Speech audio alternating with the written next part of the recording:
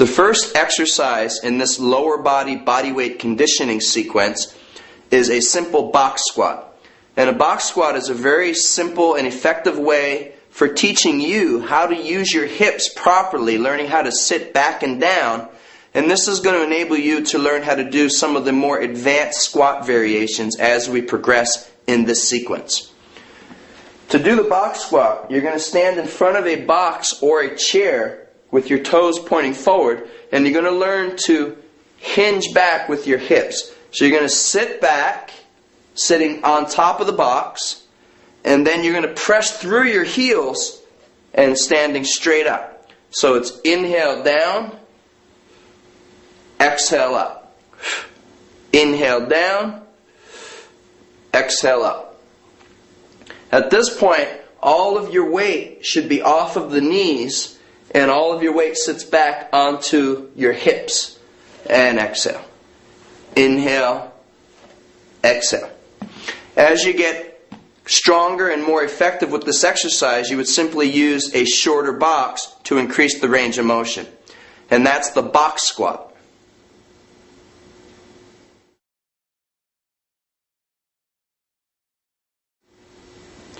The next exercise is called a rocking box squat. And just as you did with the previous exercise, you're going to stand in front of the box. However, this time you're going to rock back so that your feet literally come up off the ground. So you sit back, and then you're going to rock back with your feet off the ground, and then you're going to stand up. Now, one word of caution here, you have to keep your abdominals engaged. If I do not keep my abdominals tight, then as I rock back, I can fall all the way back and hurt myself. So instead of letting yourself fall back, keep your abdominals tight in order to maintain balance. And then stand up. So rock and stand. Rock back, inhale, exhale, stand.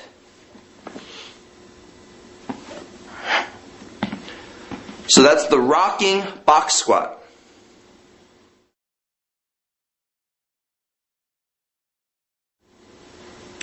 This next exercise is called the Hindu squat. And this is a tremendous conditioner for cardiovascular strength as well as developing endurance in the legs. This is an old wrestling technique from Indian wrestling. And oftentimes this is done for hundreds and hundreds of repetitions in a row as your conditioning gets better. As you come down, you're going to inhale and raise up onto the balls of the feet. And then you're going to exhale coming back up. So you're going to inhale and you're going to exhale. I'll show you from the lateral angle. Inhale, exhale. Inhale, exhale. Now this can also be done in conjunction with the hands like a rowing motion, as if you're rowing a boat. So as you inhale, your hands draw in and scoop down behind you. And as you exhale, they come back up. So it's inhale, exhale.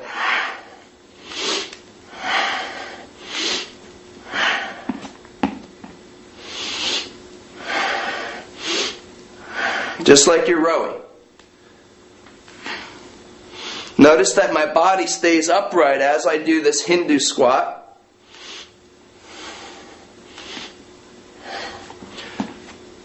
That's the Hindu squat.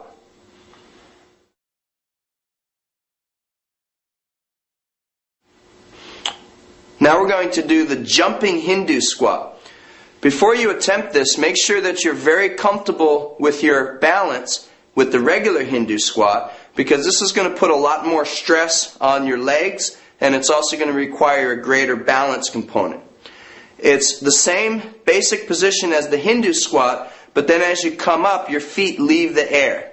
So you're coming down, jump up. Coming down, jump up. Okay? Same thing in the side. Down, up, down, up, down, up.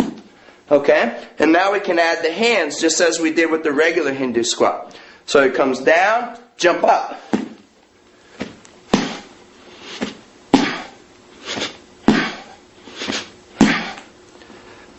That's the jumping Hindu squat.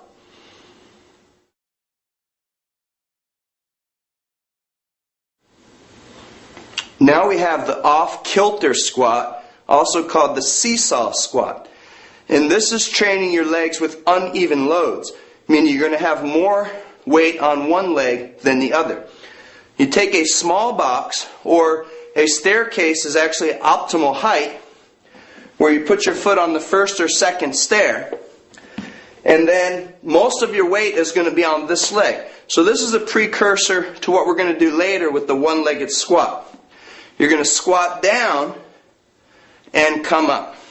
Squat down and come up. Inhale, exhale. From the side view, it's very important to keep in mind that you don't want to put your knees forward here. You want to sit your hips back. So sit down and up. Inhale, exhale. Inhale, exhale. That's the off-kilter or seesaw squat.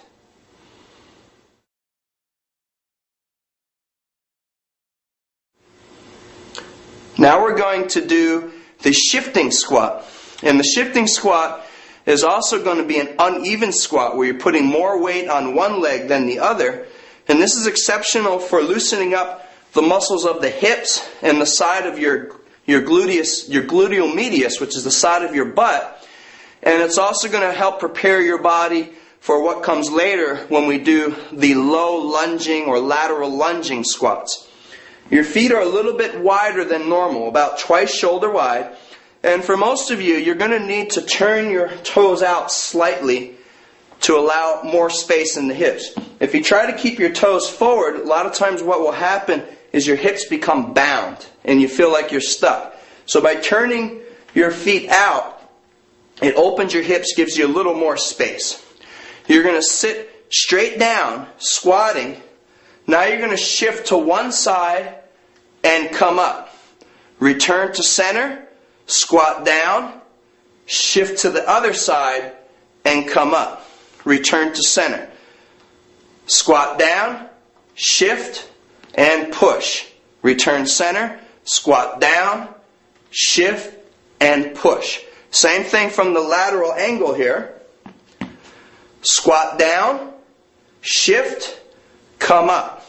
Return center, squat down, shift, come up.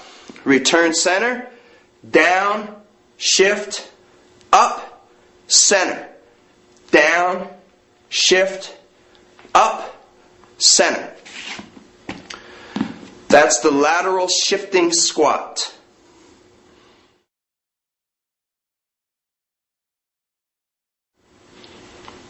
The next lower body weight conditioning exercise is called the plie squat. And this is a squat that is favored by certain dancers, especially in ballet. This is an excellent way for strengthening and toning the inner thigh and increasing the flexibility of your groin as well as the hips. This is done with a very wide position, so the toes are pointing almost completely to the side. Your knees should track over the toes. In other words, you don't want your knee to buckle inward. You want to keep your knees pressed out, and then just have your hands right in front of you. You're going to come straight down, and your knees point out to the side, and then you're going to come straight up. So inhale down, pushing the knees to the side. Exhale, pull from the inner thighs like a scissors closing, and come up. From the side angle, you'll see that the hips are pressed forward. I'm not sitting back with my butt here. I'm pressing my butt under, and my body is dropping straight down.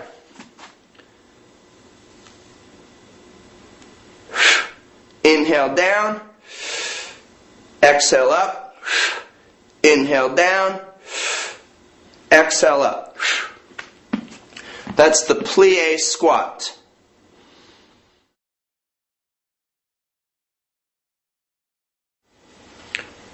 This exercise is called the horse stance or the horse riding stance, and this is an isometric lower body exercise. Isometric meaning you're taking the posture and you're holding the posture and you're not moving up and down. So set your feet about 1.5 times shoulder width. You're going to place your hands in front of you pushing out, and this is going to serve as a counterbalance, and then you're going to sit back and down, and you're going to hold this position so that the top of your thigh is parallel. From the side angle, you're going to sit back and down, and you're going to hold this position. Initially, you want to start with about 30 seconds, and then you want to work up to where you can hold it for 3 minutes or longer. So this is really going to develop the endurance of the front of your thighs, which is the quadriceps, the back of your thighs, which is the hamstrings, as well as your butt. And simultaneously, it's a very strong contraction with your abdominals. So this is the horse stance, or the horse riding stance.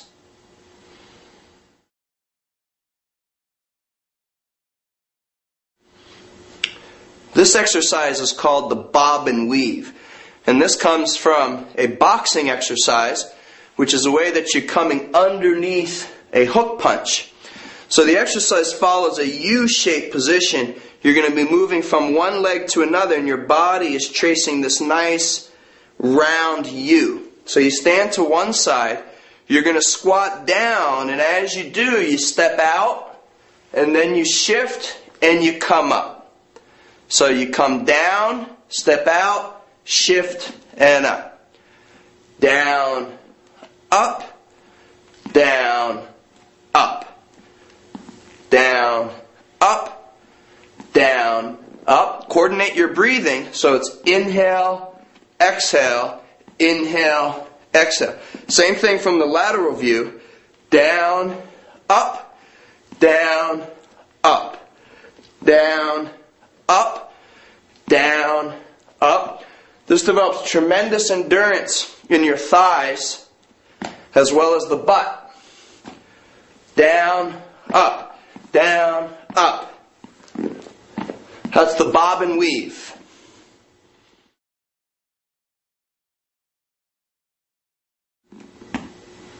The next exercise is called the burning four.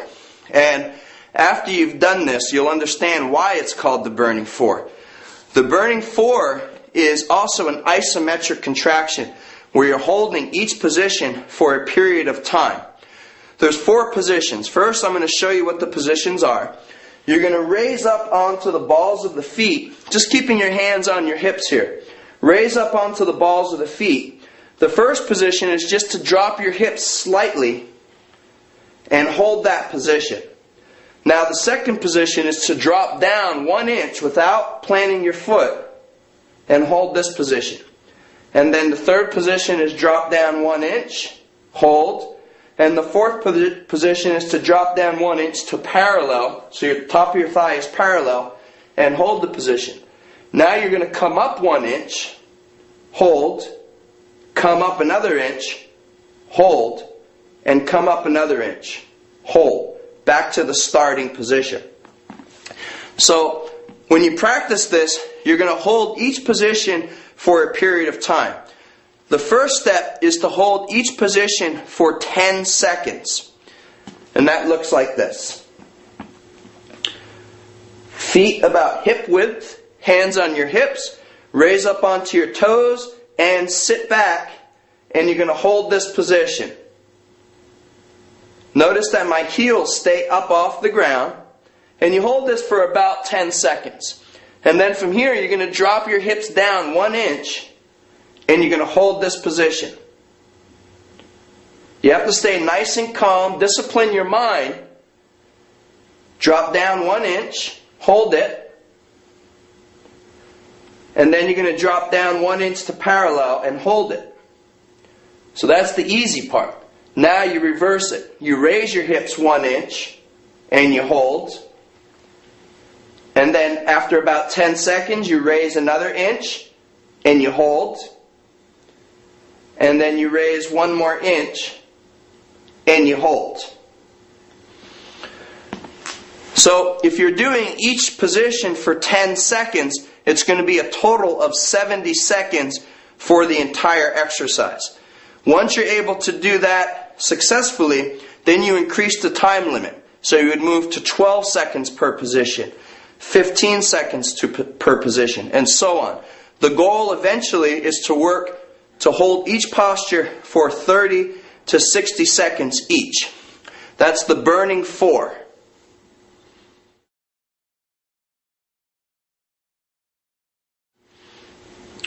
This exercise is called the jump quarter squat.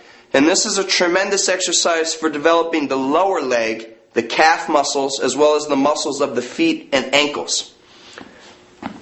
So the exercise here is to stand feet about hip width apart, and then you're going to sit back and down just about a quarter of the way down. And then as you exhale, you're going to stand up but raise all the way up onto the toes. So it's down, up, down, up.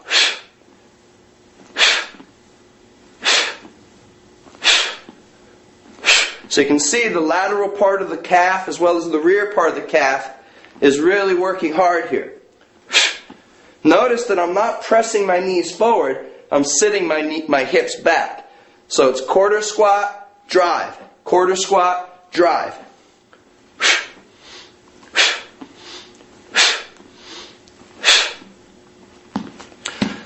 That's the jump quarter squat.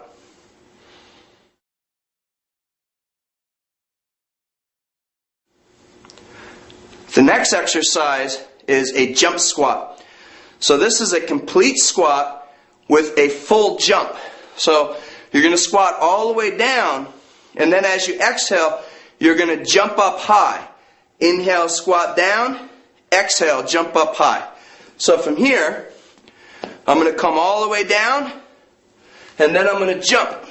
And down, jump, down, jump, down, jump. Notice that I'm using my hands like a pendulum. So as I squat down, my hands come back, and as I jump up, my hands swing forward. Again, inhale down, squat, exhale up, jump.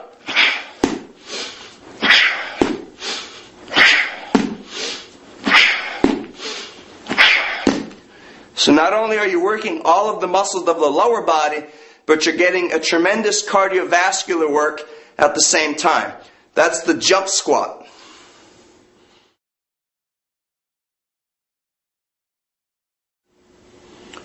This exercise is called the rocking squat or the rock up squat. Another name for this is sometimes referred to as a deck squat because you're literally going to be hitting the deck here. This is a great exercise for teaching you how to unload the knee and how to load the hips. Oftentimes, when people are squatting, they put way too much stress on the knee.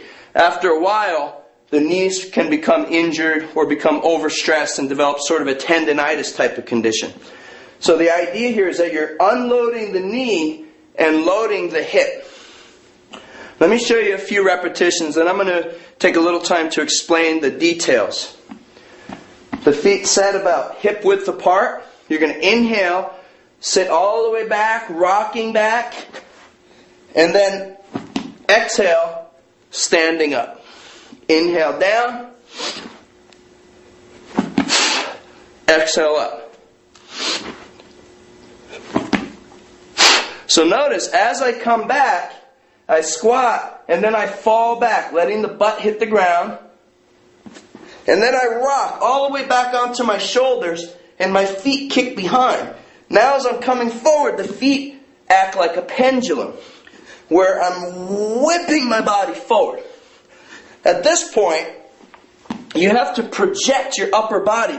You have to apply force in a forward direction so that you can generate enough momentum and enough power to lift your body up off the ground. So inhale, exhale, and then now my feet are underneath me and I can stand right up. Inhale, back down, exhale, up. Inhale down, exhale up. So you're really loading the rear side of your body, the hamstrings, the butt, the lower back, and you're also getting a great cardiovascular training here. So that's the rock up squat.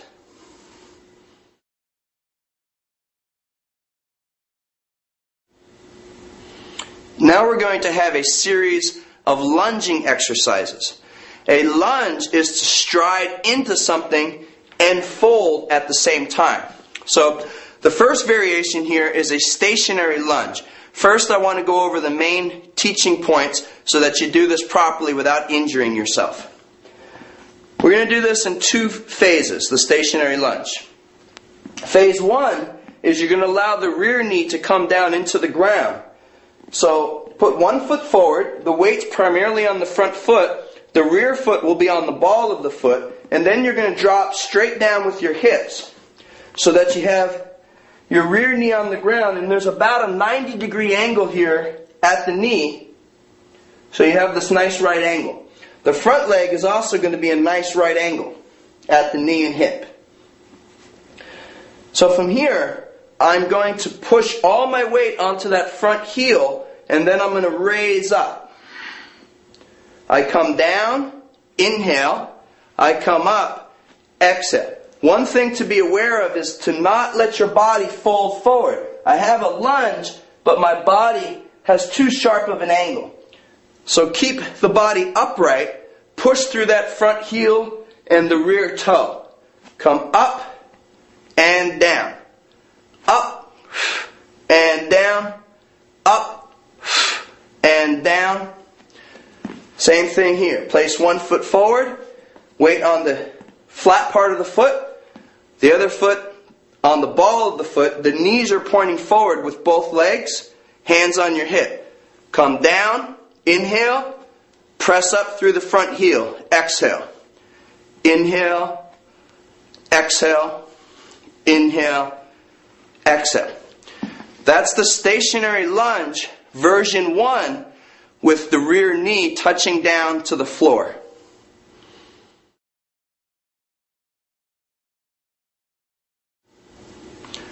Now we're going to do the stationary lunge again, the second version, in which case the rear knee does not touch the floor at all. So instead, from this position, as you lunge down, you're going to make sure that that rear knee stays just above the floor so that you have to really support yourself with the muscles of the hips and the thighs. And come up. Inhale down, exhale up, inhale down, exhale up.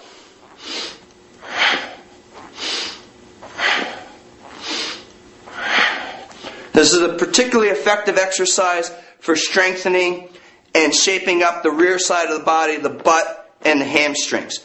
That's the stationary lunge.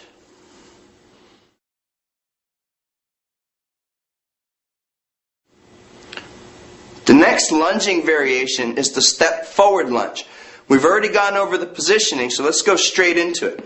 Starting with your feet close and on the same line, you're going to step forward with one foot, lunge. Now you push off that front heel and step back. Step forward, step back. Step forward, step back. Inhale down, exhale up. From the side angle, you want to make sure that your step is not too shallow. If I step too shallow, then as I lunge, I'm going to be overextended and I'm going to put too much stress on my knee. So step deep enough so that as you lunge, you have a nice right angle and your body is upright. And then back to center.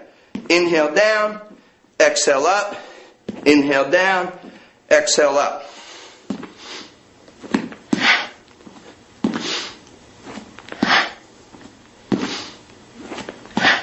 You can do this one leg at a time, or you can alternate legs with each repetition. That's the step forward lunge.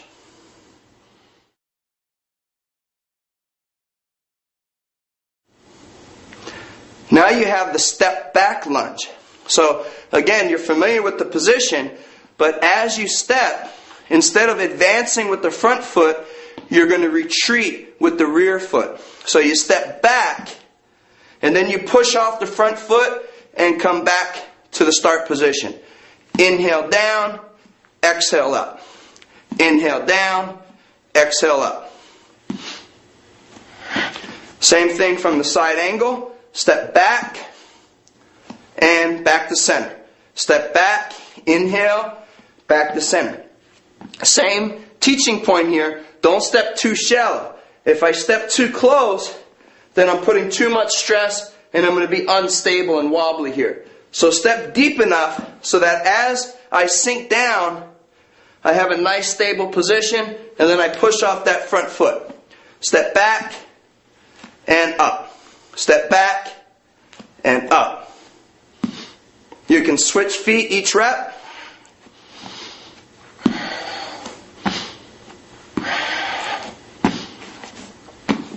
So that's the step back lunge.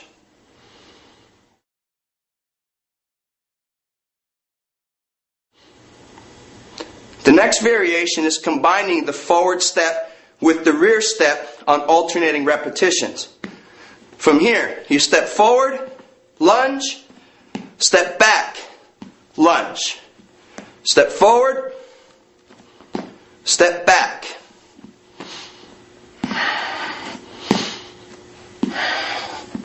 Same thing from the lateral view. Step forward, step back, step forward, step back. You can alternate feet. Inhale, exhale, inhale, exhale. That's the step forward, step back lunge.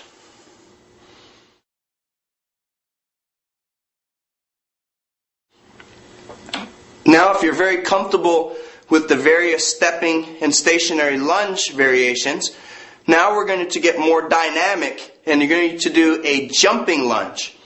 The first variation of the jumping lunge is you're going to stay in place and you're going to keep the same foot forward as you jump up and down.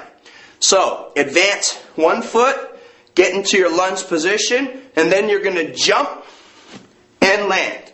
Jump and land. Inhale as you come up.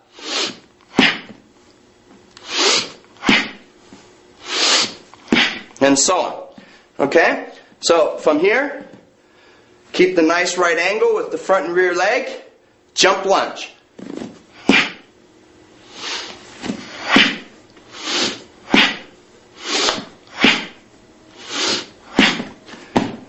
Very dynamic. Working the inner thigh as well as the front of the thigh, which is the quadricep muscles. That's the stationary jumping lunge.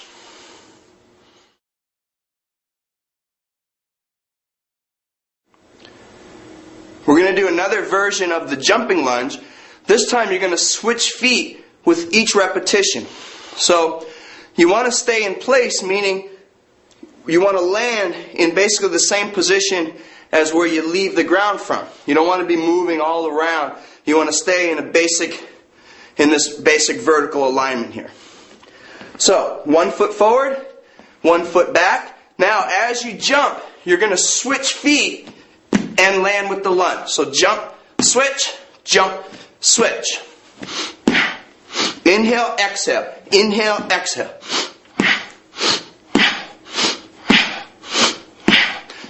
Same thing on the other angle, side angle. Jump, switching lunge.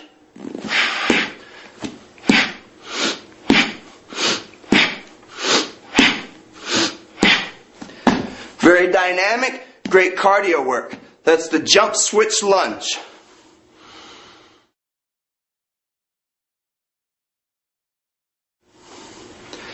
Now we're going to have one last variation of the jumping lunge. This is the jump switch lunge with a kick. So just as in the previous exercise, you're going to lunge down, jump up and switch feet. However, this time, as you switch feet, you're going to extend the legs forward and back. So you're literally going to kick the leg, and then you're going to bring the leg back and land into the lunge. So not only is this a tremendous cardio exercise, but you're also going to be working your flexibility, and most of all, you're going to be challenging your coordination. Get your position. Now, as you jump and lunge, you're going to switch feet and throw a kick, and then you're going to come back. Same thing. Jump, lunge, switch feet and kick, and back. So it's kick and back, kick and back, kick and back, kick and back. Same thing from the lateral view. Get your lunge position, jump switch, and kick.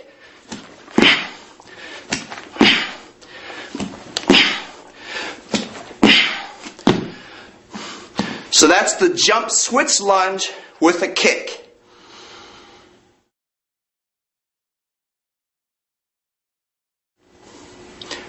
Now we're going to have a series of lateral lunging. So it's still going to be a lunge, but now you're moving one leg to the side. This is going to put much more stress on the inner thigh of the support leg. So from here you place one foot and then you extend the other foot and you shift all of your weight over the first foot. Hands on your hips. Now from here, as you exhale, you're going to sit down. Use your hip flexor muscles to pull yourself down into this bottom position. If your flexibility is limited, then you're just going to come here. Eventually, you want to learn to pull so that you're all the way down. Notice that my knee stays directly over the toes. I don't allow my knee to come to the inside where I stress my knee. So at no point should you feel any pain in the knee joint. You should feel a lot of work here in the thigh, particularly the inner thigh and the outer hip. So set your foot, extend the other. You're going to come down and up, and down and up, and down and up.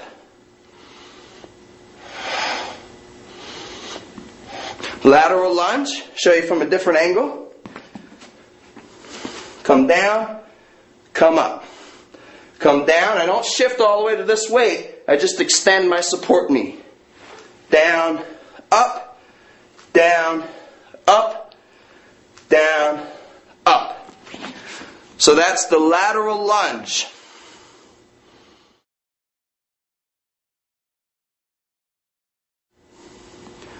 The next variation of the lateral lunge is the up to down lateral shifting lunge.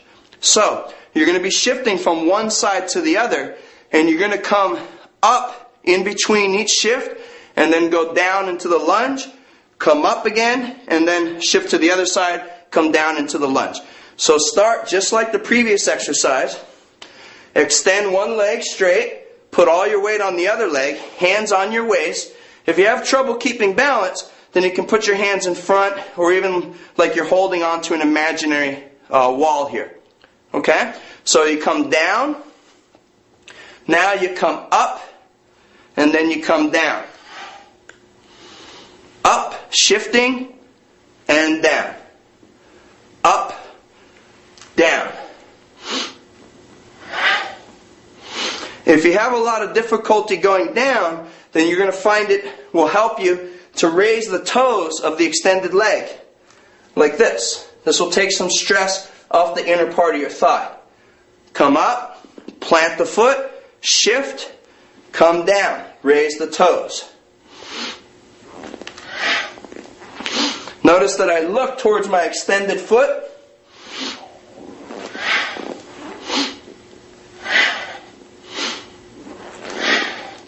Same thing from the lateral view. Extend, sink, up, down, up, down, up, down.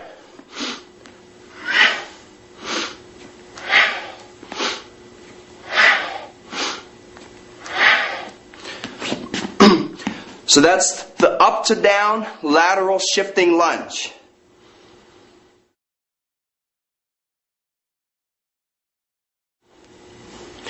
Now we're going to do one more variation of the lateral lunge. This is the most challenging thus far. This is the low lateral lunge. So you're going to stay low throughout the entire lunging sequence, and as you shift, you're not raising up like you did in the previous variation. Extend one leg, shift to the working leg, come down.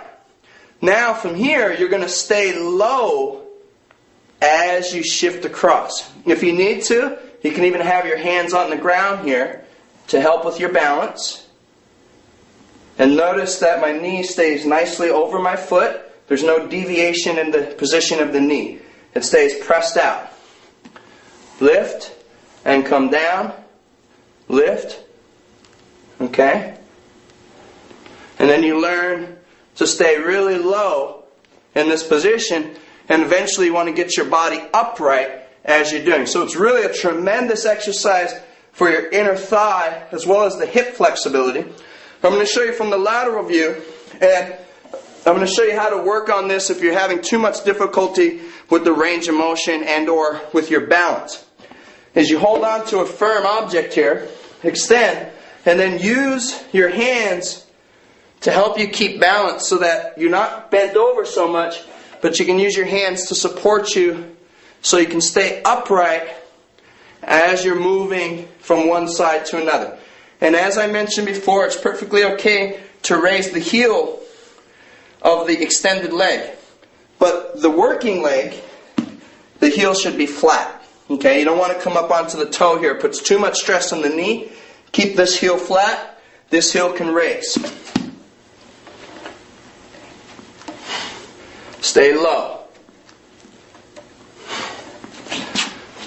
So that's the low lateral shifting lunge.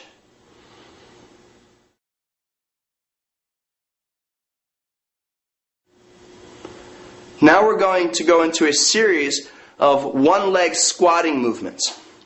The first variation here is the one-legged box squat.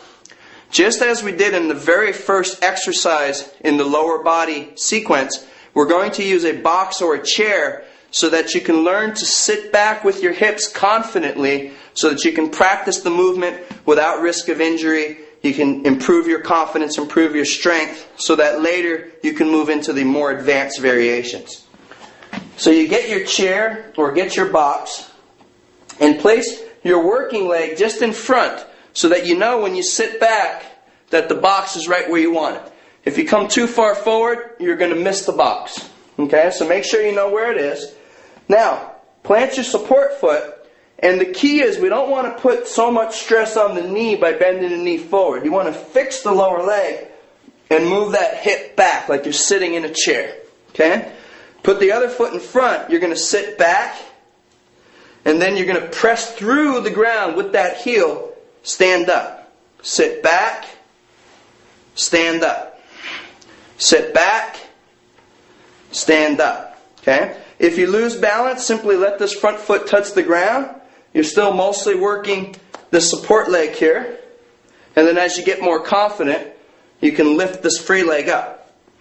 So inhale down, exhale up, inhale down, exhale up. As you become stronger and more stable, you can use a shorter box or a shorter chair so that you increase the range of motion. That's the one-leg box squat.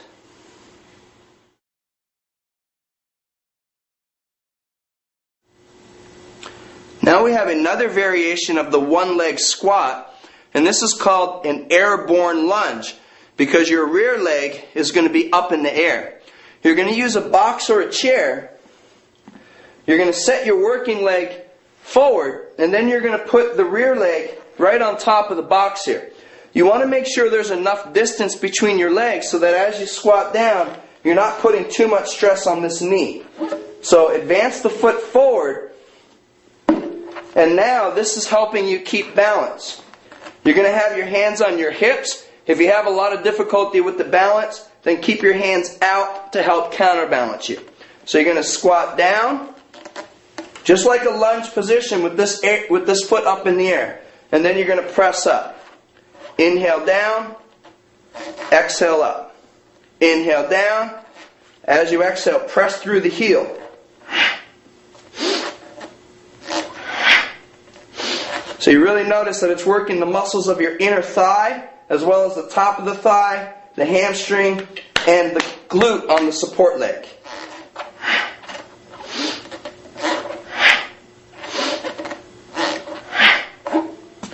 That's the airborne lunge.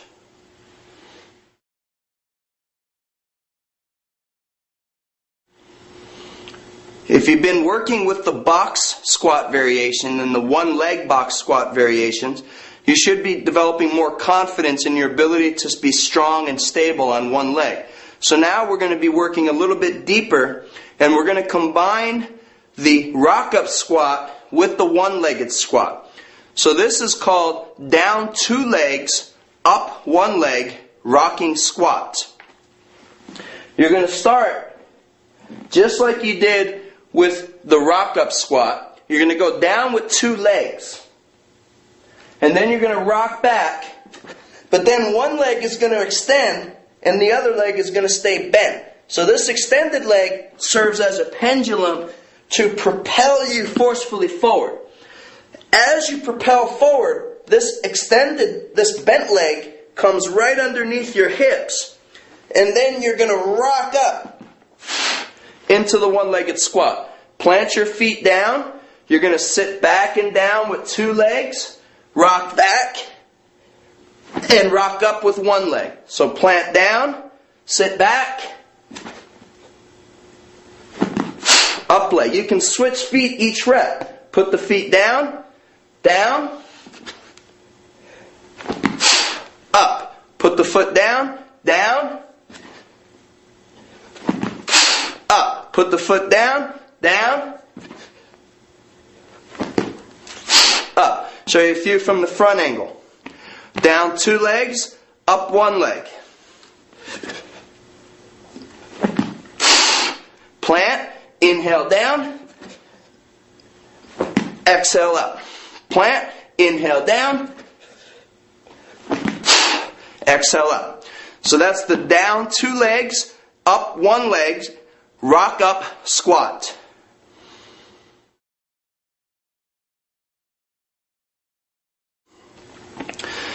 Now that you've combined the rock-up squat with the one-legged squat, you're getting ever closer to doing a proper one-legged squat. So now we're going to do down 1 leg, up 1 leg, rock-up squat. The position of the hips and everything else is the same. The only thing that's different is now you're standing on 1 leg, so you have a smaller base of support, and it's going to have greater demands on your balance. Plant your feet. Now the working leg is going to shift over to the center line so that working leg is right underneath the navel. Okay, right underneath your belly button. Now you're going to sit back and down, rocking all the way back onto your shoulders. And then as you exhale, you're going to be rocking back up on that same leg. So down and up. Down and up. If you need to, between reps, put your foot down to regain balance, pick it up, and do it again.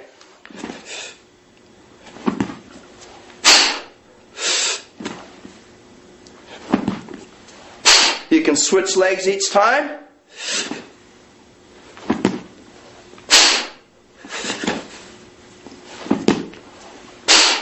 Same thing from the front angle. Down 1 leg, up 1 leg. Switch, down 1 leg, up 1 leg.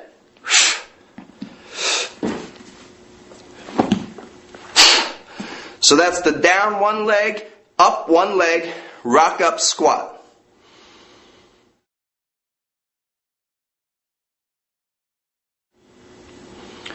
Now we have the hanging 1 leg box squat. Now that you've practiced some of the different variations of the rocking squat or the rock up squat, going down 2 legs, up 1 leg, down 1 leg, up 1 leg, now you should have a good idea of how the hips are working and this idea of folding back, hinging at the hips, and then pressing through the heels and extending the hips. So now you're going to do that same motion using a box. I'm going to show you with 3 different sized boxes so that you understand how you can progress. We're going to start with a low box here.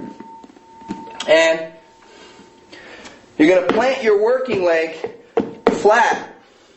And then you're going to press through the heel, standing all the way straight. Inhale.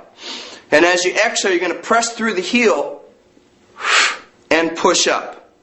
Okay? Inhale, you're just going to squat, keeping the weight on the support leg, sitting back and down, and just let your toe touch without shifting any weight. And then exhale, coming up. So inhale, exhale. Inhale, do not transfer your weight onto this leg. That is not the same movement. Keep all your weight here. I want to show you the same thing from the side angle. So notice the position of the rear leg is behind. I don't want to have this in front because that's going to pull me into a knee forward position that puts too much stress on the knee. So by pointing the toes behind, it causes me to sit back into the butt muscle and into the hamstring. Keep my weight here, drive up. Inhale down, exhale up. Now once you've progressed here, then you're going to do the same thing with a higher platform. A higher platform means that you're going to have to work a little bit harder, go a little bit deeper. So from here, put all your weight on the working leg. Inhale, exhale, push through your heel. Inhale down, keep the weight here. Exhale up. Inhale down, exhale up. Same thing from the other side. Side angle. Keep the weight on the heel. Inhale, exhale. Inhale, exhale, inhale, exhale. And then naturally from here, you would eventually go to a high enough box so that your leg is completely hanging free when you're at the top of the movement. And that way all of your weight will be fully supported on the squatting leg. Set your heel. Inhale. Tighten your belly. Exhale. Push through your heel. Inhale as I sit back. Now the box is tall enough that this leg is completely hanging. And then exhale. Pushing up. Inhale. Exhale. Inhale. Exhale. So that is the hanging one leg box squat.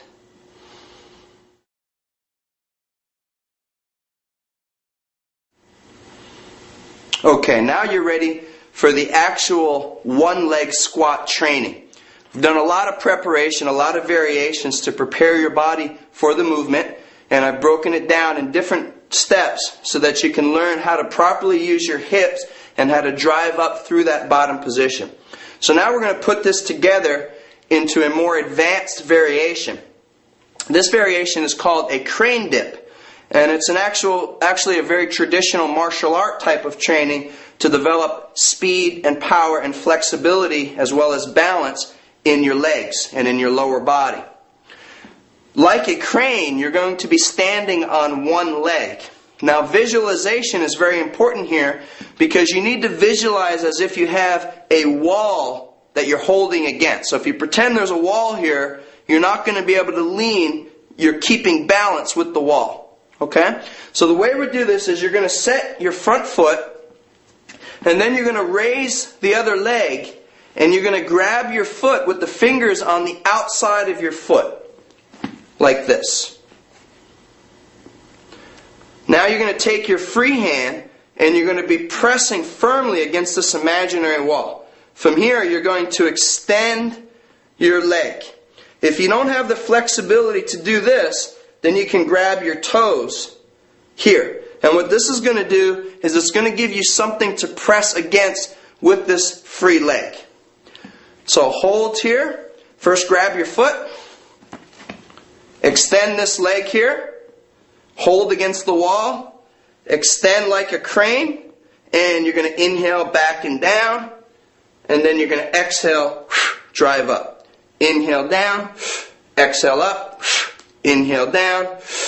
Exhale up. I'll show you the same thing from a different angle. Put your support foot. Grab your free leg with the hand on the outside of the foot. And then you're going to hold against this imaginary wall. Extend your leg. Inhale down. Exhale up. Inhale down. Exhale up. That's the one leg squat proper or crane dip.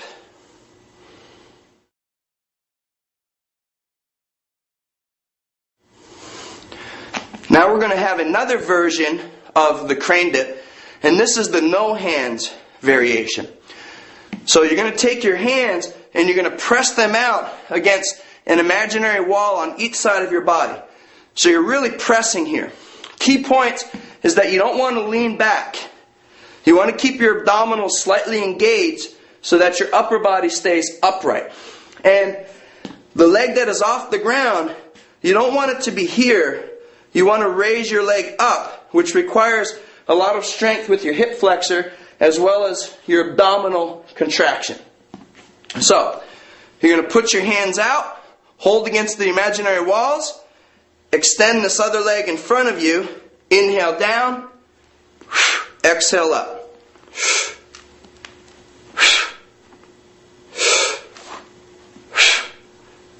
Side view.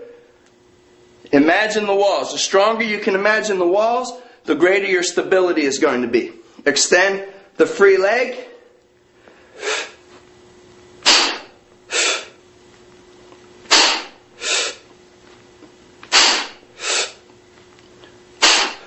So you should be able to hear my breathing is inhale into the bottom position, press through the heel, exhale as you raise up. That's the no hands crane dip.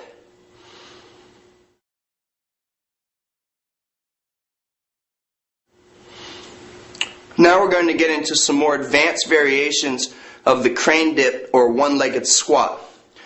This is a crane dip with a jump switch.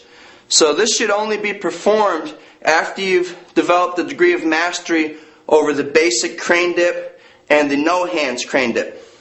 How do you know what mastery is? Well, that you have good form, you're able to do it without causing any damage to your knees, and you should be able to do a minimum of 10 good repetitions per leg before you start attempting these.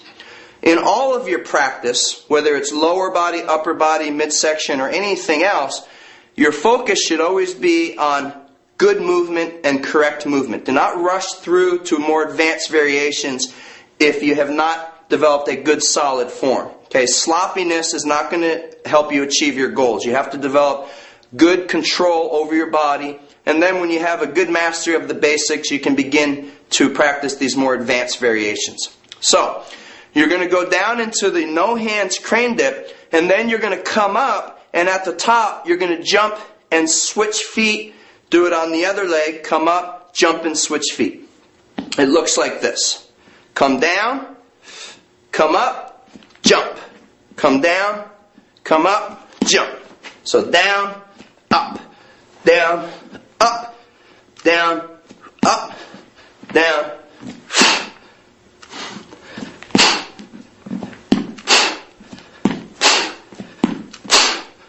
Okay, so that's the no hands crane dip with a jump switch.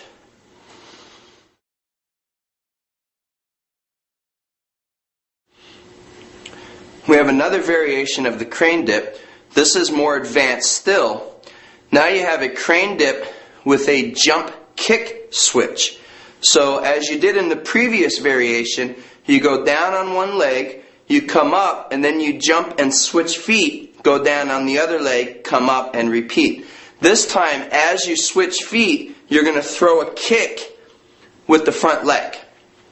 Okay? So make sure you're very competent with all the basic variations, and make sure you're very competent with the jump switch before you start adding the kick in. With that in mind, you're going to begin. So you're going to come down, go into the crane dip, come up, switch feet, kick in the air, and then go down on the other leg. It looks like this.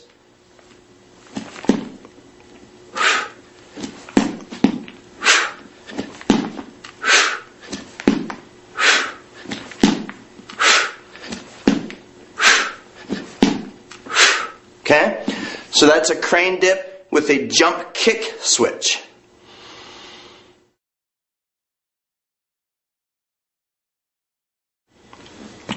Now I'm going to lead you through some more explosive movements for developing lower body power.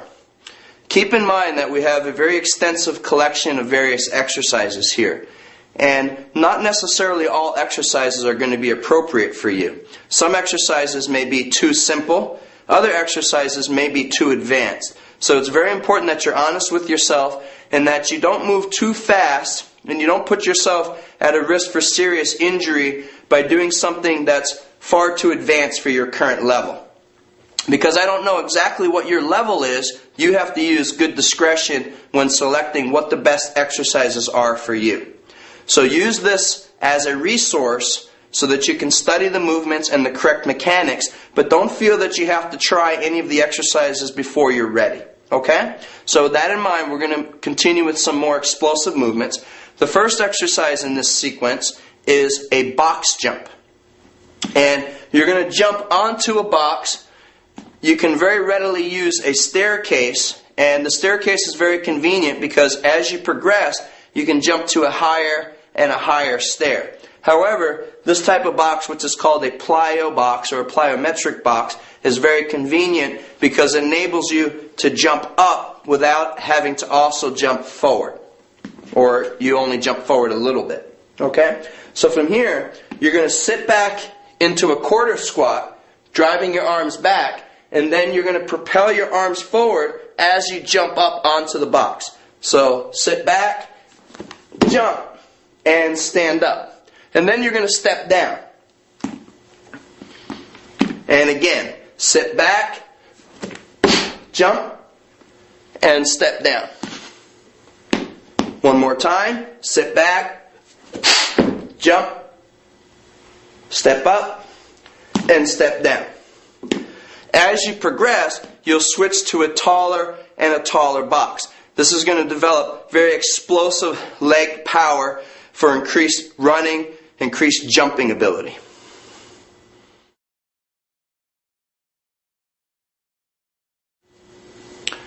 The next exercise also is going to be using a box or a staircase, and this is a box drop.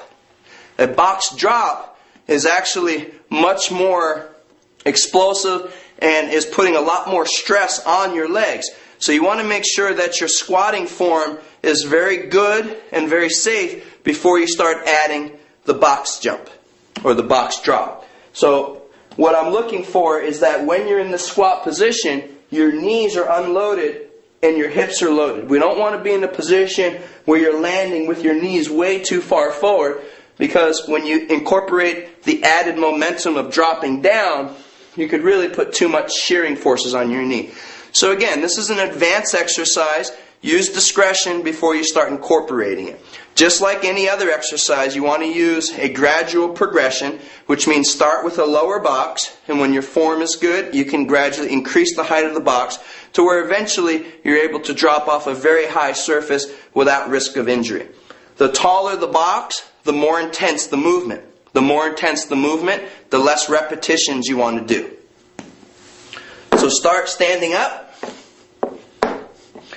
And then you're going to just step forward and drop down and land in a nice position so your hips are loaded, your hamstrings are loaded, and your arms are slightly behind. Okay? Come back up onto the box. Step forward and stick the position. One more time. Step forward. Stick the position. So that's the box drop.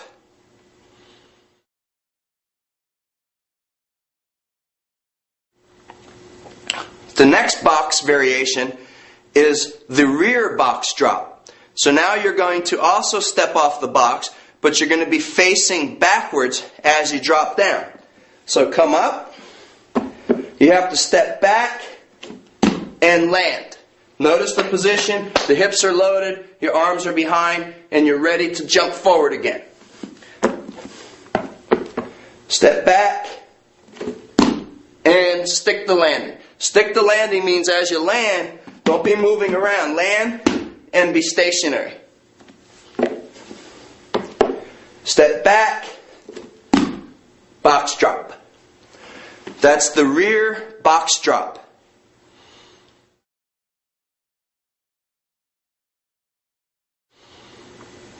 The next exercise is using the box also. Now you're combining box jumping with box dropping.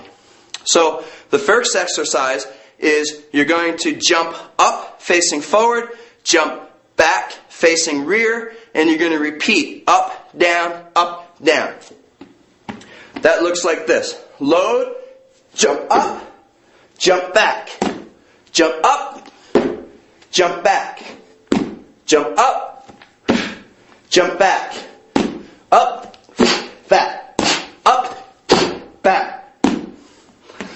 So that's the box jump and drop.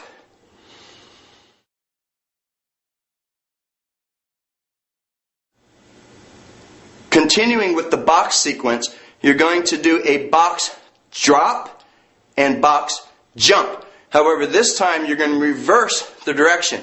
So you're going to be jumping down forward, jumping up rearward. Now, there's definitely a higher risk component. Okay? Like most things in life, low risk, low reward, high risk, high reward. So again, you have to be honest with your own assessment. Where are you now? If this is too advanced for you, then observe and study the movement, but don't feel like you have to rush into trying it. Okay, this is something that you're going to incorporate once you feel like you have a very good understanding of the basic squatting mechanics and the basic one-legged squatting mechanics as well as the lunging. Now you can start experimenting with some of the more dynamic box jumping and box dropping. Be careful to use a box that is not too high because you don't have as much power when you're jumping backwards, and also you're not going to be able to see behind you. So you have to be very confident that the box is low enough that you can jump over and clear the box with your feet so you don't have any messy accidents tripping over the box. So start from the top position. You're going to jump forward into the box. You're going to drop forward into the box drop. Load. Now you're going to jump back and up. And down, and up, and down, and up, down and up.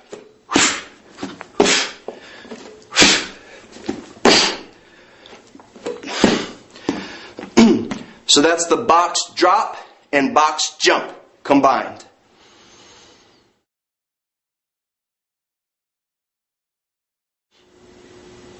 Now we're going to continue with the box training.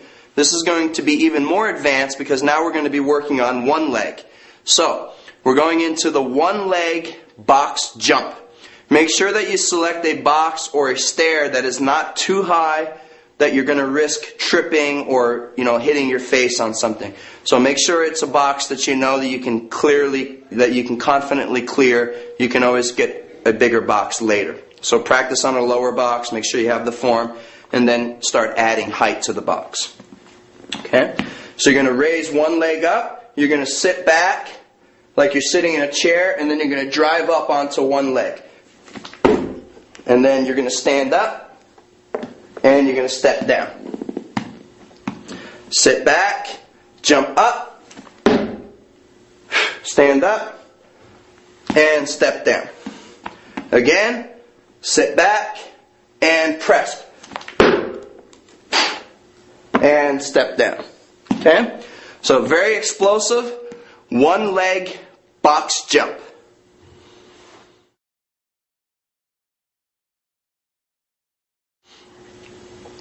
Now the next exercise is very dynamic.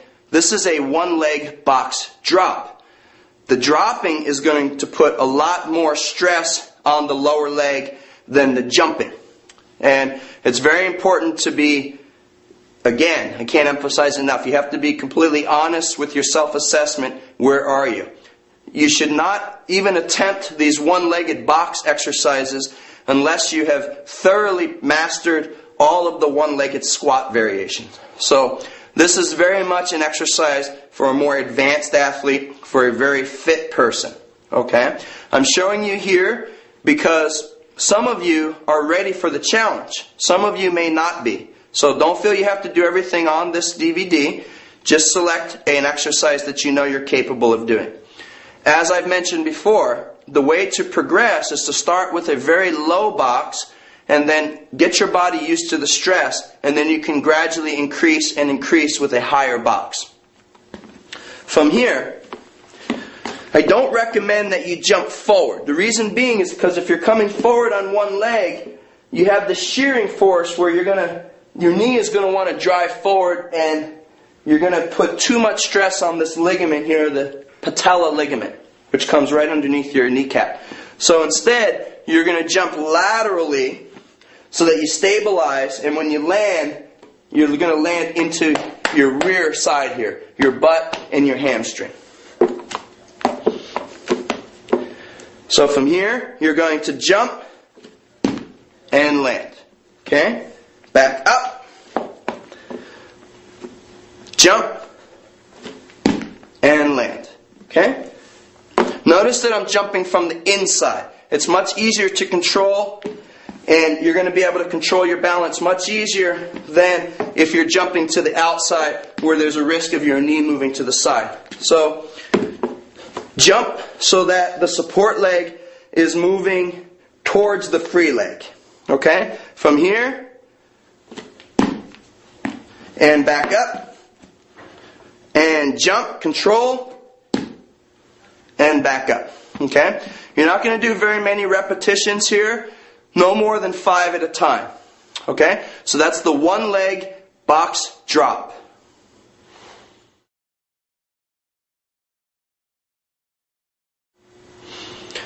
Now we're going to be doing a very dynamic lateral movement. This is alternating lateral box jump.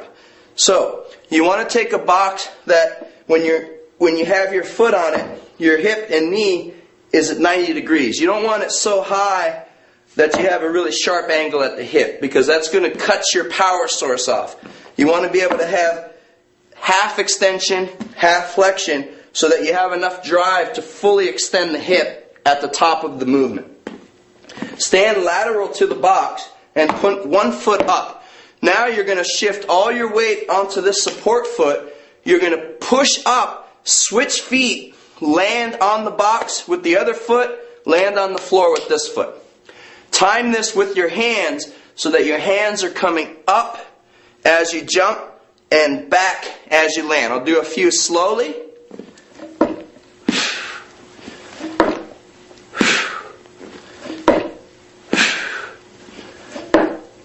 And more explosive.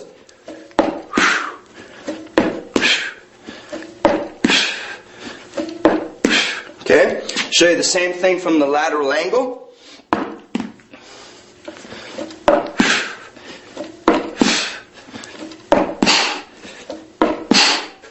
Inhale up, exhale down, inhale up, exhale down.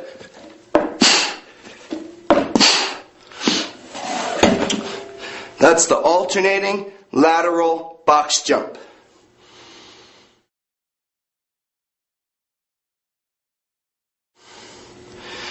Now we have the one leg hanging calf raise. This is similar to the one leg hanging box squat done with the one-legged squat. However, this time we're really emphasizing the muscles of the calf.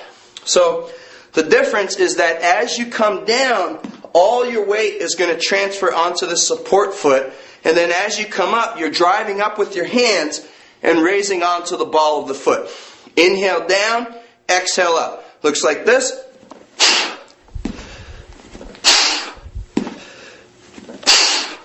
Raise up onto the toe. Same thing from the other side angle. Transfer all your weight onto this leg.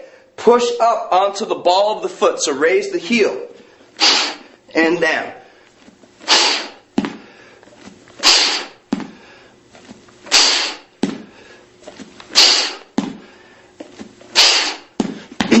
Very dynamic movement for the calf. You should feel that not only in the calf muscle, but all the way down into the heel and the Achilles tendon. So that's the hanging one leg calf raise.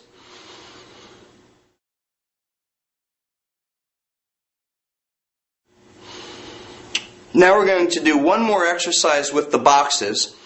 And this is another variation of the crane dip or the one-legged squat. This is the most advanced variation of all. The only way to make this more advanced is to use a higher box or to weight the body with something like kettlebells or even a weighted vest. However, just by using a higher box, you're going to put all the stress that you could ever want, develop extreme power in your legs. It's going to be very effective for improving your power in your kicking, your jumping, your running, your squatting, and just everyday life. Most of the movements in daily life involve a shifting from one foot to another. Very rarely are you going to be like this. You might be like this momentarily, but you're going to be putting your weight on one foot, on the other foot, especially in athletics where you're moving around. You're always going to have your weight on one leg. So the ability to be very strong and explosive on one leg is invaluable for every type of activity you can imagine. I'm going to show you some progressions using different size boxes. Okay? Again, I'm going to overemphasize this point because it's very important. My job is to help you, not to encourage you to hurt yourself. So make sure that you've fully mastered all of the one-legged variations before you try this most advanced variation. Get very comfortable with the one-legged box squats, with the one-legged rock-up squat variations, and with the one-legged regular crane dips, and then the one-legged box jumps and box drops. This exercise is going to put all of that strength and ability together into one movement. Sometimes people will see an advanced movement like this and assume that it's going to be damaging. There's no such thing purely as something as a good exercise or a bad exercise. The key is whether you're doing it correctly or not. And as I mentioned before, the lower the risk, the lower the reward. The higher the risk, the higher the reward. So the important point is that you have to do everything exactly properly in order to assure safety and assure progress. If you're doing something wrong, then of course you're going to injure yourself. But you can injure yourself with even a simple movement if you're doing it incorrectly. That's why I emphasize really perfecting the basic variations of the one-legged squat before you try this more advanced variation. Starting with the low box, you're going to stand up, and then you're going to learn to drop down and come all the way down into a one-legged squat. And then you're going to learn to spring up onto that box. So coming down, coming up. Okay? If that doesn't give you any problems, use a slightly higher platform. It's greater momentum, greater impact. Come down, come up.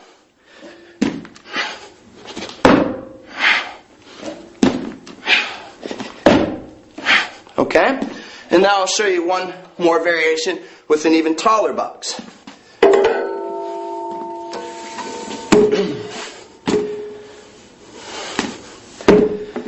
You want to make sure that you have a stable platform and that you know exactly where you are in space so that you don't miss the target and you don't trip over the target. Inhale down, exhale up.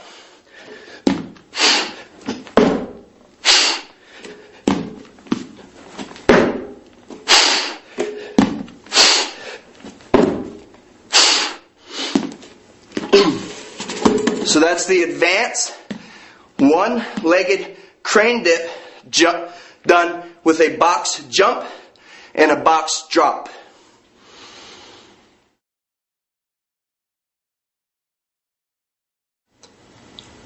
This next exercise is called step-ups, and this is a much easier way for developing the muscles of the butt and the back of the legs as well as the thighs as comparison to the one-legged squat. So if the one-legged squat is a little bit too much for you to try right now, you're going to do the step-ups in their place. You grab a box so that you have to reach up, and then you're going to press through, and as you exhale you step all the way up, and then step your other foot up, and then you step down with the same foot that initiated, and step down. Now you switch feet. Up, up, down, down. Switch. Up, up, down, down, up, up, down, down.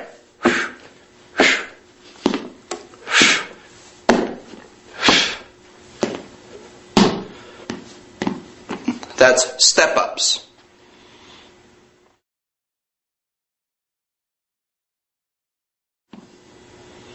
Now you have lateral step-ups. So you're going to put one foot in the center of your box. You're going to push up off this foot. Put your other foot here. Step down. Step up. Switch feet. Step down. Up. Down. Up. Down. Up. Down. Up. Down. That's lateral step-ups.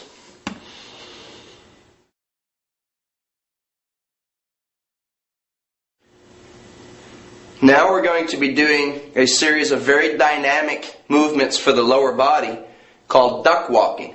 The duck walking is going to develop a very springy quality in the legs and elasticity that is going to be very beneficial for not only toning and strengthening the legs, but for developing greater spring for jumping.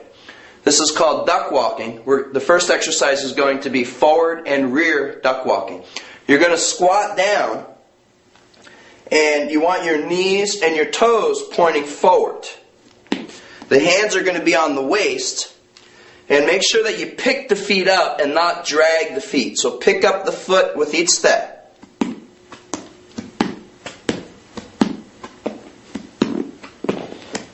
And then backwards. If you're having trouble with your balance moving backwards, simply place your hands in front to serve as a counterbalance. And again, pick the feet up.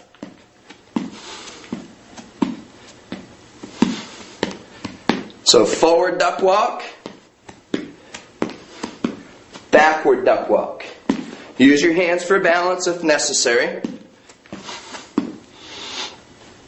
So that's the forward and rear duck walking.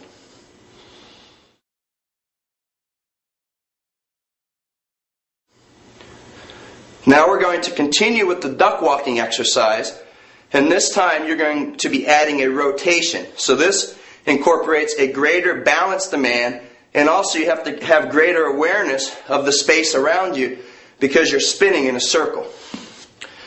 So in effect, this is going to combine the forward and the backward, but you're going to be turning as you do this.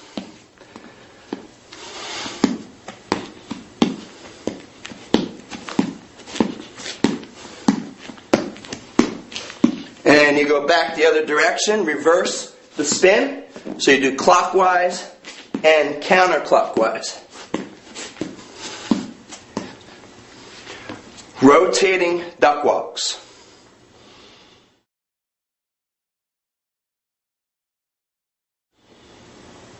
The next exercise is duck hopping. Same position as with the duck walk, except this time your feet are literally leaving the ground and landing. It's very important that you stay very soft so that you don't have a heavy impact, but you have nice and controlled impact. Point your toes forward, knees forward, and hop.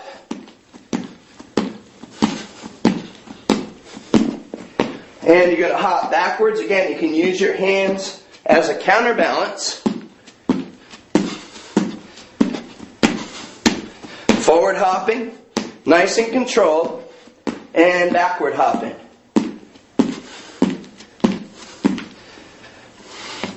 That's forward and rear duck hopping.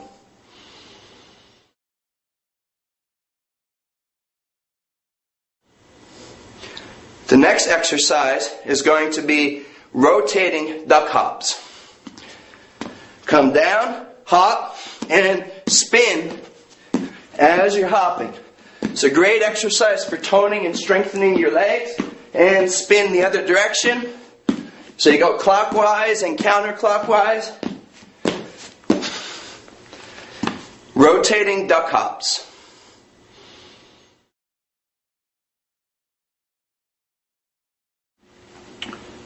This exercise is very effective for developing lower body strength, and it's a spiraling type of movement. So your body is forming a coil, and this type of movement is creating a very springy quality, like you're winding a spring or a shock absorber.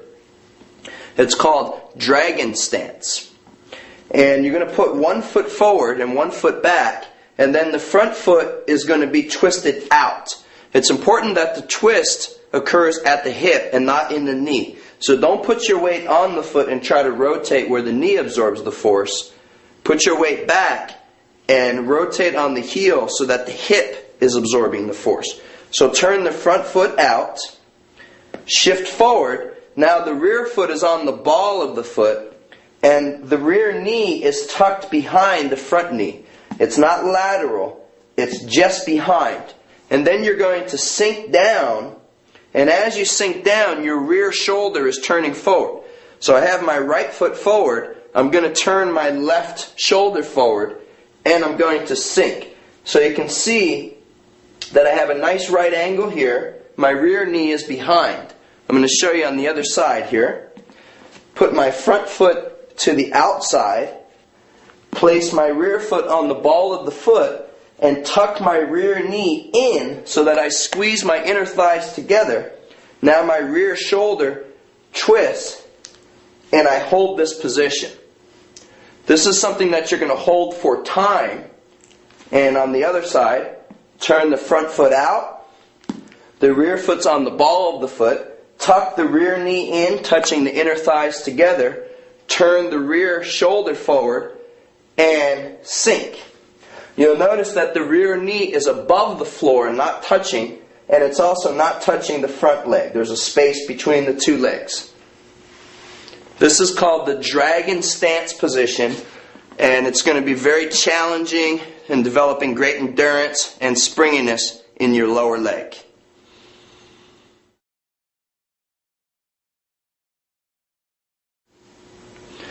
The next lower body exercise is called dragon twisting. So you just learned how to do the dragon position or the dragon stance. Now you're going to move from one side of your body to the other side, rotating right to left. The feet start forward at about hip width, hands at your waist. Now you're going to rotate one foot, but you always take your weight off the leg before you rotate. So I shift, and then I turn my foot by rotating on the heel, and the rotation occurs in the hip. I turn my foot all the way to the opposite side, place my weight forward. Now I raise the rear heel, and I pivot on the ball of the foot, and I sink down, turning my rear shoulder forward. I raise, sit back, turn the front foot in, shift, turn the foot out, shift, and pivot. Up, plant, turn, shift, pivot. Inhale as you raise, exhale as you sink.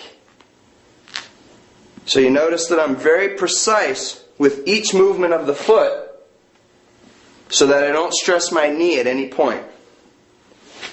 Show you from a side angle.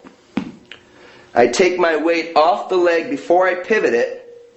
Then I pivot. Now I shift forward and I pivot my rear. Raise up, sit back, turn the foot in, sit, turn the foot out, and pivot.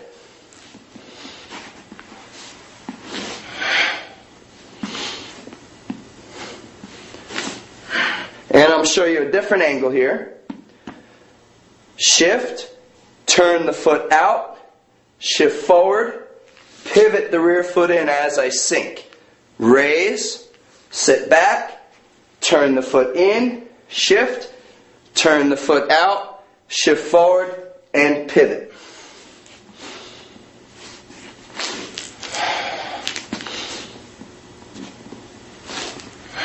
And again from the front angle.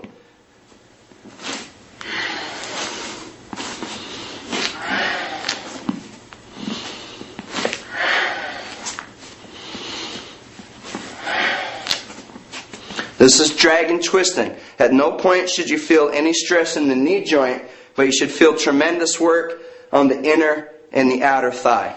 Dragon twisting.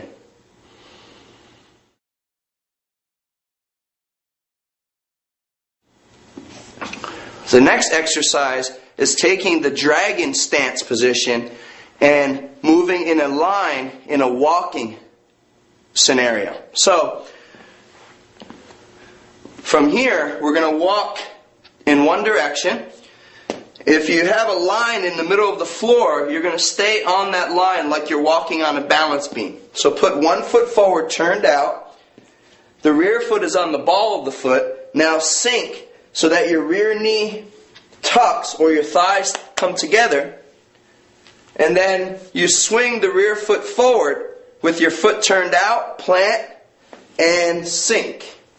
Up, down, up, down. You can do a dragon twist when you run out of room, and now you're facing the other direction.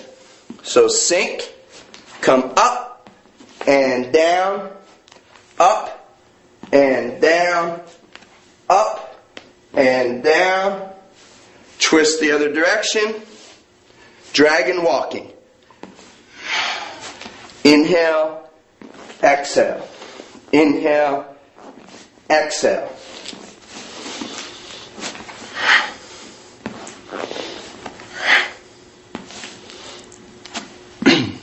That's the dragon walking exercise.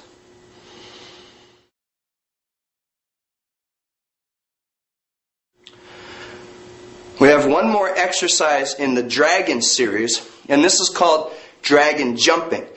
So it's similar to the jumping lunge that you did earlier, except instead of having the toes and the knees pointing forward, you're twisting the front foot out. So you take the dragon position, you turn the foot out, hands on your hips, the rear foot is on the ball of the foot, you're going to sink down, and then you're going to jump up, and you're going to switch feet and land. Jump and switch. Try to land softly.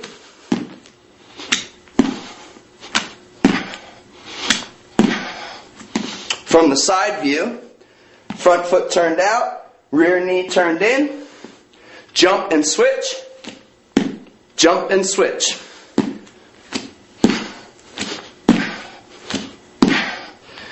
Tremendous work for the entire thigh, the front, the outside, the inside, and the rear. This is the dragon jumping.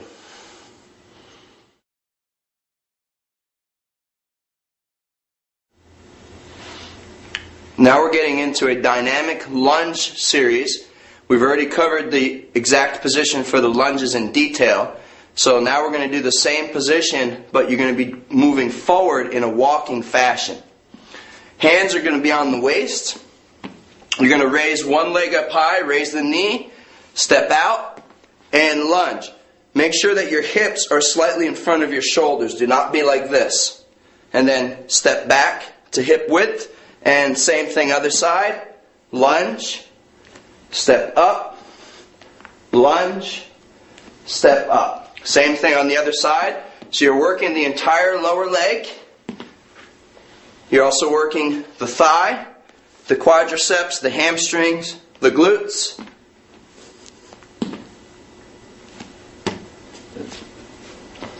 That's the forward walking lunge.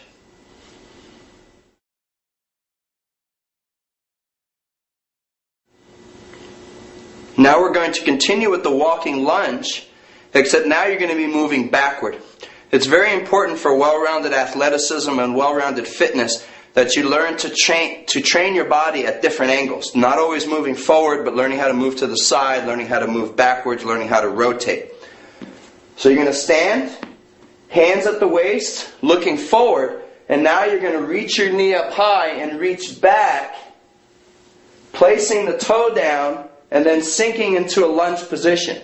Now you're going to push off the front foot, come back to hip width, and then switch feet. Raise, come back on the ball of the foot, sink, push off the front foot. Raise, sink, push off the front foot. We'll do the same thing going the other direction. Eyes forward, raise, place the toe, sink. Notice that my hips are in front of my shoulders, my body is upright. Push off the front foot. Switch feet, raise, find the ground with your toe, sink, push off the front foot. Raise, sink, and come back to hip position. So that's the rear walking lunge.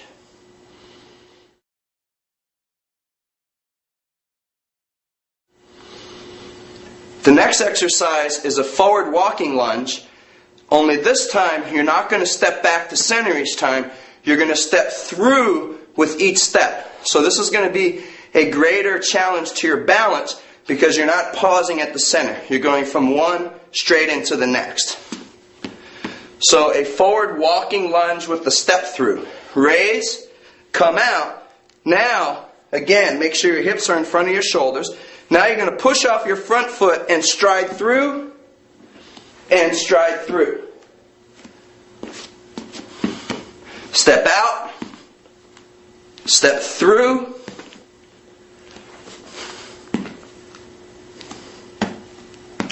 so that's the forward walking lunge with a step through.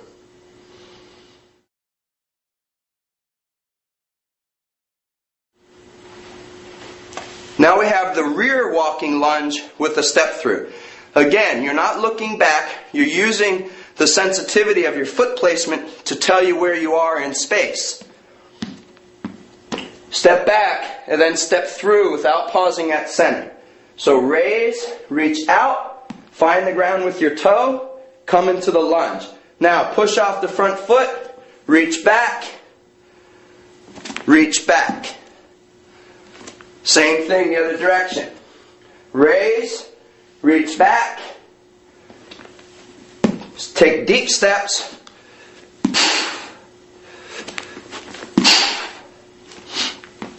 rear walking lunge with a step through.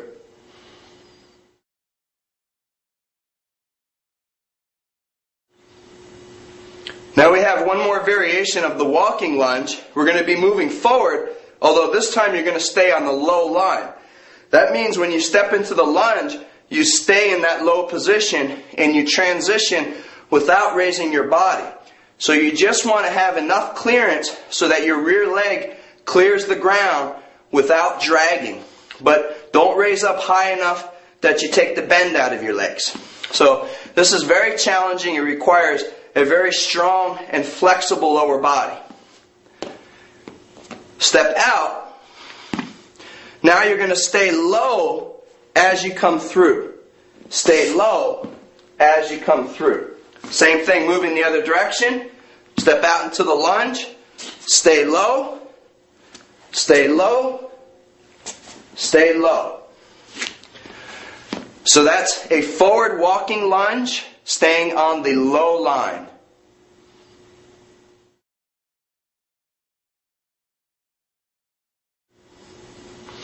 Now we're going to do the same exercise as previous. You're going to do the low line walking lunge, this time moving backwards.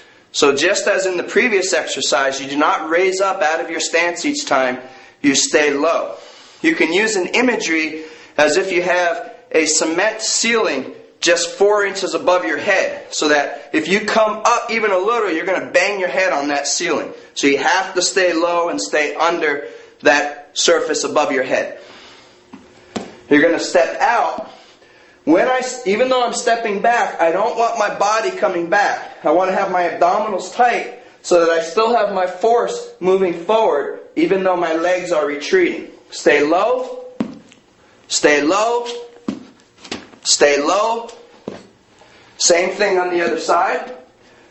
Step here and stay low.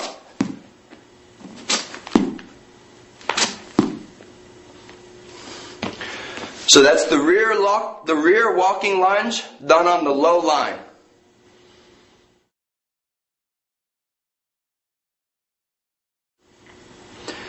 Now we're going to do jumping lunges staying on the low line.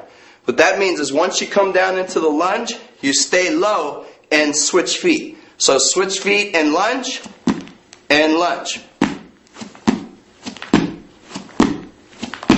Same thing from the side angle. Good lunge position, 90 degrees here, 90 degrees with the rear leg. Stay low and switch.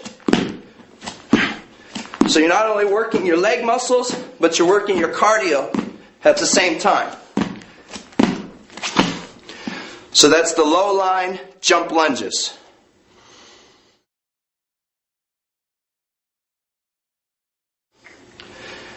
Now we're going to continue developing the leg power in a low stance. This is called low lateral shuffle. So you take a low stance, like the horse riding position we did earlier, and then the lead foot is going to turn out slightly so that you open your hip and protect your knee. You don't want to be in a situation where you step and your knee comes sideways and injure your knee. So you open the hip so that if you take a deep step, your knee stays over your foot. Keep your hips low and let your arms swing and stay low. Just let your arms swing. And then you're going to go the other direction, turn the lead foot out. Don't let your hips come up. Don't be lazy like this. Stay down low. Pick the feet up. Don't drag the feet. And the other side. This is a killer exercise for developing endurance and springiness in your leg muscles. That's the low lateral shuffle.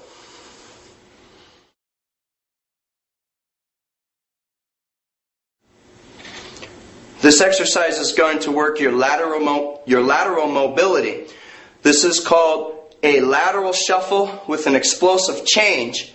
And when you're moving laterally and you change, you have to sink your weight, push off this foot, and then move in the other direction. So you don't want to have your body upright when you try to change. You're going to lose balance. You have to sink and push.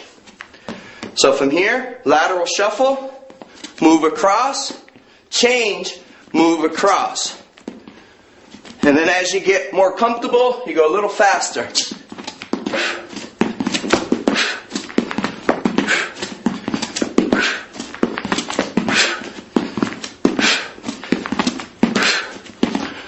So that's the low lateral shuffle with an explosive change.